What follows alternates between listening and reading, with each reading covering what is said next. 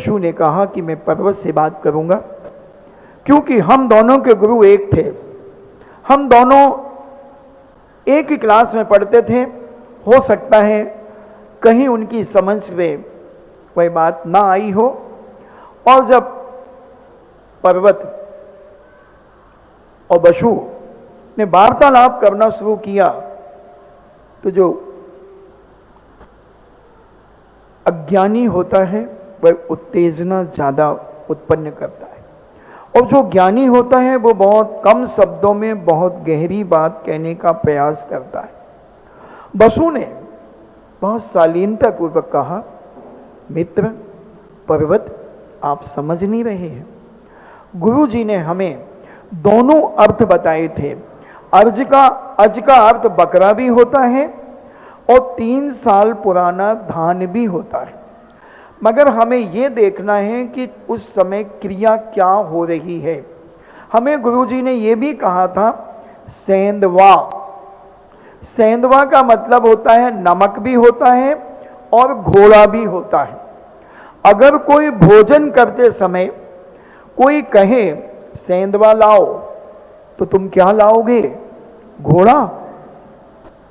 ये विवेक हमें लगाना पड़ेगा कि हम कौन सी क्रिया कर रहे हैं। भोजन कर रहे हैं तो वहां घोड़े की कोई जरूरत नहीं है, वहां नमक ही लाना पड़ेगा।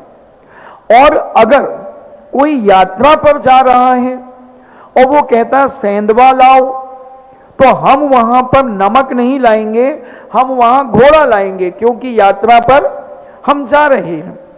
क्योंकि अगर नमक लाया जाता है तो वो यात्रा में ज्योतिष शास्त्र के अनुसार, तंत्र विद्या के अनुसार, वास्तु के अनुसार वह अशुभ माना जाता है। इसलिए तो ये विवेक हमें लगाना होगा कि इंटेंशन हमें समझना होगा कि इंटेंशन गुरुदेव का क्या था। 2 अर्थ उन्होंने बताए थे, तब भी वह नहीं माना। अब उसने अपनी जिद के द्वारा हंगामा खड़ा कर दिया। वाद विवाद इतना फैल गया कि पूरा गांव इकट्ठा हो गया, आश्रम को घेर लिया। मां गुरानी आ गई और निर्णय यह हो गया कि इसका निर्णय राजा बसु करेंगे, क्योंकि बसु के जो पिता थे पहले राजा थे, वह मुनि बन चुके थे। दोनों ने विचार किया कि राजा बसु के पास चलेंगे। बसु का सिंहासन ऐसा देखने में लगता था कि वह अधर में लटका है। राजा बसु सदा सत्य बोलते थे, सारी प्रजा उनके सत्य से प्रभावित थी। राजा बसु ने अपने सिंहासन पर स्फटिक मणि के 4 खंभों के ऊपर अपना सिंहासन खड़ा कर दिया था। दूर से देखने में ऐसा लगता था कि वो अधर में लटका। ऐसे स्फटिक मणि का खंभा उन्हें प्राप्त हुआ था। उन्होंने 4 टुकड़े कराकर अपने सिंहासन को अधर में लटकाया देखने में, मगर था स्फटिक मणि के ऊपर, पिलर के ऊपर। गुरानी को जब ये बात पता चली और शर्त रखी नारद ने पर्वत से कि अगर राजा बसु जिसकी बात को सत्य कर देंगे और जो हारेगा उसकी जिह्वा को काट दिया जाएगा, और जिह्वा कट जाए तो फिर कैसे बोलेगा? वो यूं करेगा, बोल ही नहीं पाएगा। तो मां को बड़ी चिंता हो गई कि कहीं ये तो सत्य है कि पर्वत जो कह रहा है वो गलत कह रहा है, ये हमारी कुल परंपरा में दोष लगा रहा है, अतिचार लगा रहा है, और इसकी जिह्वा कटेगी। अब बोलो, किसी की मां को अगर ये पता चल जाए कि तुम्हारे बेटे की कल जिह्वा कटेगी क्योंकि उसने बहुत बड़ी गलती की है, और जो जिह्वा काटेगा वो राजा होगा, और राजा से तुम्हारी मान लो चलती है, तो तुम क्या करो? पता चल जाए यूपी सरकार इनकाउंटर करने वाली है एक व्यक्ति की, और यूपी सरकार से तुम्हारा अच्छा संबंध है, तो तुम क्या कोशिश करोगे कि इनकाउंटर ना हो, कैसे भी हो इनकाउंटर नहीं होना चाहिए। तुम्हें झूठ भी बोलना पड़े तो तुम तैयार हो जाओगे। और सरकार भी तुम्हारी कोई कारण से नस दबा के रखी, तुम सरकार की नस दबा करके रखे हो, सरकार ने बाध्य कर दिया तुमने सरकार को कि ये इनकाउंटर नहीं होना चाहिए। समझना बात को। मैं वही उदाहरण देता हूं जो तुम्हारे दिमाग में फिट बैठ जाए, वही बात करता हूं। कहा भी है उपदेष्टा को कि बात वही कहो जो श्रोताओं को पूर्णता समझ में आ जाए, कहीं भी उन्हें उसमें डिफेक्ट ना पता चले। समझ में तो आ रहा ना? हाँ महाराज जी, बहुत इनकाउंटर हुए हमारे यूपी में। बड़े बड़े बाहुबली, बड़े बड़े मलखम, बड़े बड़े दबंग। तो अब किसी दबंग की इतनी जान पहचान हो सरकार से तो वो बच सकता है, मगर जनता दोषी कह देगी, उस सरकार को दोषी घोषित कर देगी कि इतने अपराध करने के बाद भी उसे छूट दी गई। ये अपराध है, ये दोष है, ये अत्याचार है, ये राज्य सरकार को नहीं करना चाहिए, मगर दबाव था। ऐसे ही जब छीर कदम की पत्नी जो थी, उन बच्चों की गुरानी थी, उन्हें पता चला कि अब तो जीभ कटेगी मेरे बेटे की, कटेगी। वो राजा बसु के पास चली गई और राजा बसु ने एक वरदान दिया था गुरानी को, याद रखो, कि जब वो पिट रहे थे बसु तो उन्होंने बचाया था। तो उन्होंने कहा था, मां तुम जो चाहो वो मुझसे मांग लो। मैंने कहा था स्त्रियों को कभी किमिक्ष वरदान नहीं देना चाहिए, कितनी भी प्यार प्यारी क्यों ना हो, कितनी भी भक्त क्यों ना हो, कितना भी परिचय का बार ना हो, किन्नर को, बिटिया को, स्त्री को, अनजान व्यक्ति को, ऐसे कुछ नियम बनाए गए, इनको कभी किमिक्षिक दान नहीं देना। किमिक्षिक दान का मतलब जैनाचार्यों ने कहा, अगर राजा किमिक्षिक दान देता है तो राज सिंहासन, राज्य का छत्र और राज्य की मुद्रा, इन तीन को छोड़ करके किमिक्षित दान देता है। भरत चक्रवर्ती ने किमिक्षित दान दिया, तो हमें भी विचार करना चाहिए। और जिन जिन ने किमिक्षित दान दिया उनकी दुर्दशा हुई। केकई को किमिक्षित दान मिला, क्या किया उसने? जिन जिन को दिया गया किमिक्षित दान, उन्होंने सत्यानाश ही किया।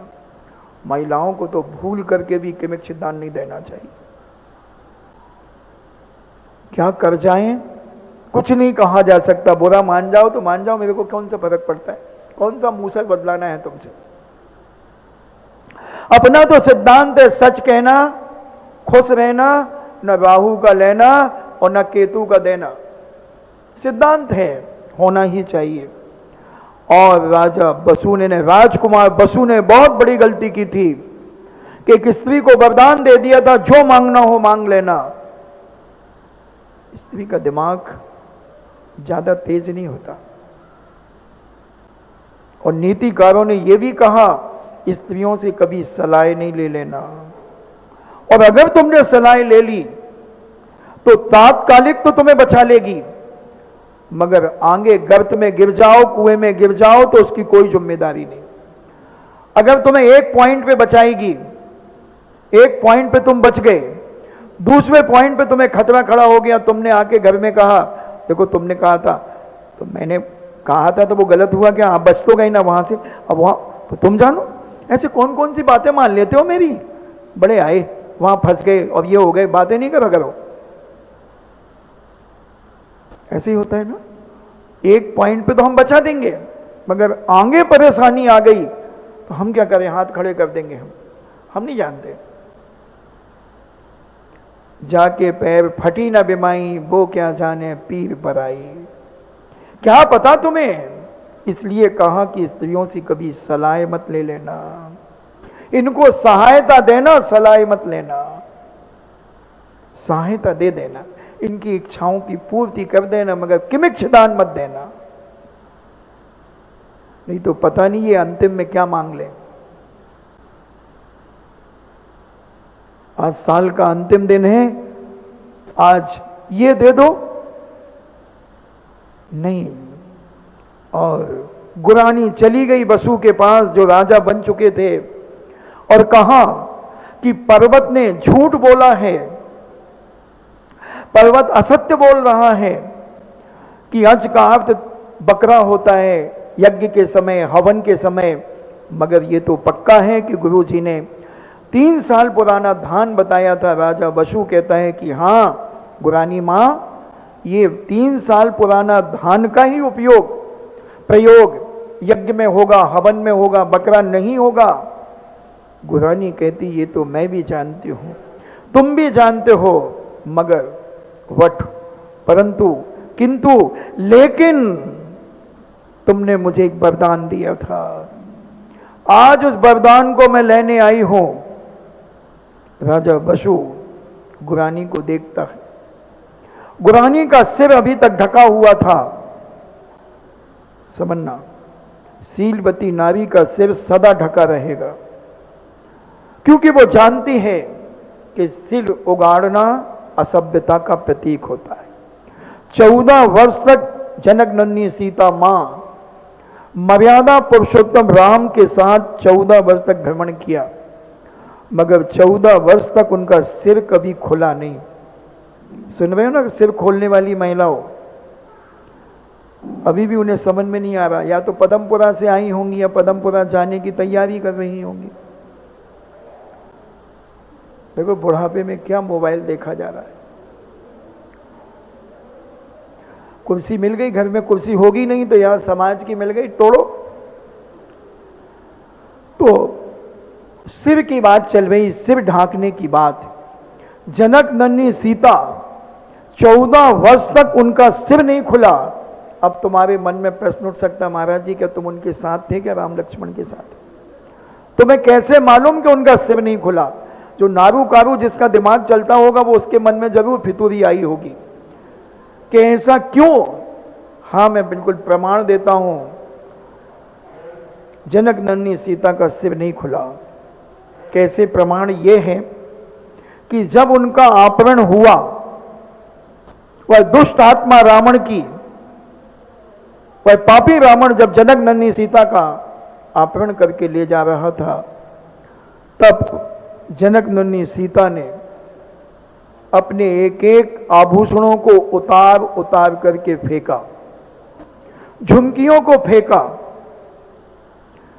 क्लिप को फेंका, चिमटियों को फेंका,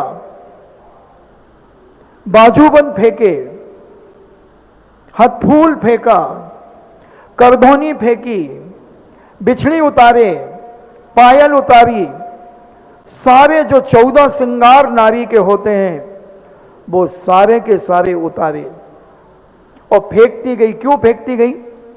कि मर्यादा पुरुषोत्तम राम और मेरे देवर लक्ष्मण जी, लखन भैया मुझे ढूंढेंगे, मुझे खोजेंगे। तो कैसे जानेंगे वो? जब कभी इस रास्ते पर आएंगे ढूंढते ढूंढते तो मेरे आभूषण उन्हें मिलेंगे, वो समझ जाएंगे कि किस दिशा में जनक नंदिनी सीता का अपहरण हुआ है। और जब मर्यादा पुरुषोत्तम राम को बाजूबंद मिला, उसी समय उन्होंने कहा, लक्ष्मण क्या ये बाजूबंद तुम्हारी भाभी मां का है? लक्ष्मण कहते, भैया मैं क्या जानूं कि ये बाजूबंद भाभी मां का है, मैंने उनकी भुजाओं को कभी नहीं देखा। अगर उनके पैरों की बिछड़ी मिल जाए, बिछिया मिल जाए, तो मैं उसे देख करके कह सकता हूं कि हां ये भाभी मां का है। और आगे ढूंढते ढूंढते जब उन्हें झुमकी मिली, लक्ष्मण को उठा करके राम कहते हैं, लक्ष्मण ये तुम्हारी भाभी मां की झुमकी है? तो लक्ष्मण कहते, भैया बिछड़ी मिले या हाथ की उंगली की मुद्रिका मिले, अंगूठी मिले, तो ये लक्ष्मण देवर भाभी मां की मुद्रा को, यानी अंगूठी को पहचानता है और बिछड़ियों को पहचानता है। अगर वो मिले तो मैं बता सकता हूं कि ये भाभी मां की अंगूठी है। ये झुमकी को मैं नहीं कह सकता। एक एक आभूषण मिले जो साड़ी के अंदर छुपे होते हैं, और जो साड़ी के अंदर सीलवती नारी के इतने हाथ और इतने ही पैर ही खुला होते हैं और इतना मुख खुला होता है, बाकी सब कोई पर पुरुष मेरे शरीर को देख ना ले, ये सीलवती नारी की पहचान होती है, चरित्रवान नारी की यह पहचान होती है। दुराचारणी की बात मैं करता नहीं, दुराचारणी तो नाम के लिए कपड़े पहनती है। दूसरा पुरुष हमारे शरीर को देख ले, उसकी औकात क्या है।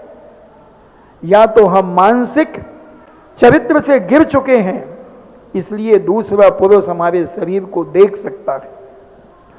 हम काय से नहीं गिरे मगर मन से गिर चुके हैं, जिसी के कारण दूसरा पुरुष हमारे शरीर को देख करके वासना से भर सकता है। इसलिए जैनाचार्यों ने, संत महंतों ने, भगवंतों ने कहा नारी को अपना शरीर छुपा करके रखना चाहिए। जैसे कछुआ संकट के समय अपने सारे अंग उपांगों को छुपा लेता है, ऐसी सीलवती नारी अपने पति के अलावा जब अन्य पुरुषों के बीच में जाती है तो संपूर्ण अंग उपांग छुपा करके रखती है कि कोई मेरे शरीर को देख करके रागान्वित ना हो जाए। मेरा मन पवित्र है मगर सामने वाले का अगर मन अपवित्र हो जाए तो उस पाप के भागीदार कौन? वो तो है ही। तुम्हें ऐसी वेशभूषा क्यों बनाई तुमने? कुल परंपरा के विपरीत तुमने अपनी वेशभूषा क्यों बनाई? यह है कुल परंपरा में अतिचार। इसलिए चरित्रवान नारी, कुलवंती नारी, गुणवान नारी, विवेकशील नारी, और क्या उपाधियां दूं, नारी श्रेष्ठ, जिन धर्म की प्रभाव न करने वाली नारी अपने शरीर को व्यवस्थित, सुरक्षित और तरीके से रख करके अपने जीवन की यात्रा को पूरी करती हैं। ऐसी जब उस गुरानी ने राजा बसु से जब ये बात कही तो राजा बसु ने कहा कि मां, ऐसे कैसे हो सकता है? जहां 3 साल पुराना, जिसका अर्थ है यज्ञ के समय, मैं कैसे कह दूं कि वहां बकरे का प्रयोग होता है? नारी जितनी क्षमाशील होती है उतनी ही अगर आपे में आ जाए तो रणचंडी का रूप धारण कर लेती है। और उसने अपने बालों को फैला लिया, पूरे बालों को यूं दे दिया। आपने कैकेयी को देखा? कैकेयी यूं फेंकती थी बाल जैसे कोई नाग उछलता हुआ जा रहा हो, और रणचंडी का रूप बना लिया, पूरे बाल फैला लिए। अब तो ऐसे ही ज्यादा मिलती हैं। समझ में ना क्या कह दिया मैंने? अब तो ऐसे ही मिलती हैं जिनके बाल जंप करते हैं, जंप। जब वो चलती हैं तो उनकी वेशभूषा जंप करती है, जैसे कोई रीछ नहीं चल रही हो।